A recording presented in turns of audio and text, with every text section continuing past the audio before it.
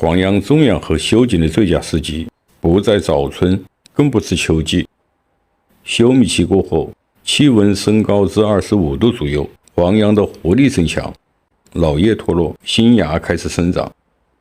尤其是像云南黄杨，对季节温度比较敏感，在这个阶段修剪放盆或买下生桩种养，出芽快，成活率高。我种养了10几棵云南黄杨，培育的时间大多在16年以上。喜欢云南黄杨的自然形态，但年没忍住，花了3000大洋把它们买回来。在种养的时候吃了一些亏，也琢磨出它们的一些生长习性。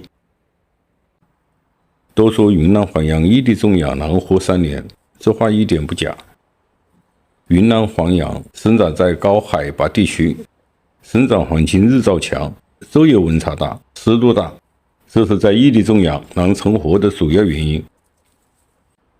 种养云南黄杨要选对品种，像这种皮质比较光滑洁净的黄杨，生长海拔不是很高，这个品种比较好养，萌芽能力比较强，生长比较快。唯一的遗憾是叶形有点大，每年要对它进行控养，使叶缩小。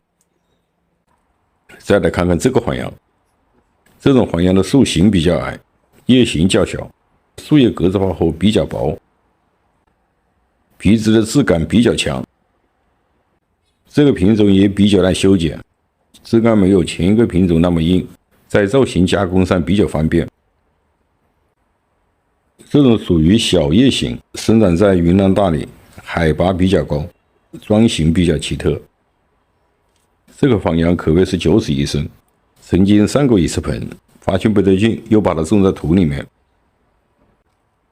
这种黄杨的木质密度比较高，在造型上只能顺其自然，要花更多的时间去培育它。这种黄杨的诱人之处是它的叶形比较小。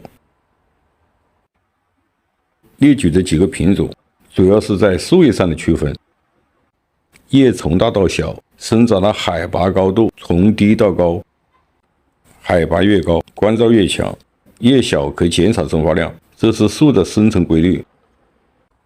生长在高海拔地区，叶小而厚实的原叶极具诱惑力，但有几个种活的，反正我是吃过亏，不再碰它。对云南黄杨的品种怎样种养成活率再高，最简单有效的机制是粗沙。用粗沙种养，1至2个月就会发芽生根。云南黄杨很容易养活，但要把它养好，要经历一个长时间的驯化过程。所谓驯化，就是让它逐步适应当地的种养环境。云南黄杨一般生长在日照强、土比较干旱而环境湿度大的地区，一部分养分是通过树叶吸收的。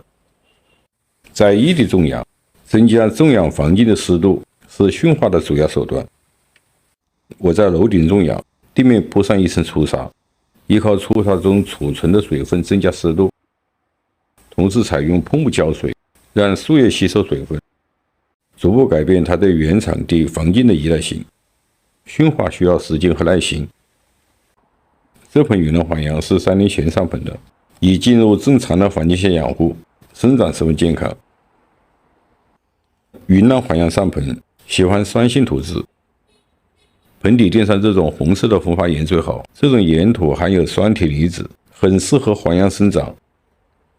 用沙子土掺泥炭土或腐叶土种，盆土中不要掺营养土等有肥效性的东西。第一次上盆要带复性土。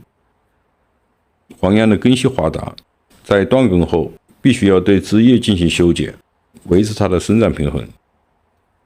云南黄杨能活3年，其实在这3年中，它一直在努力，只是你没有给它充足的生长时间和适当的生长环境。我是三九农场，感谢您收看，下期见。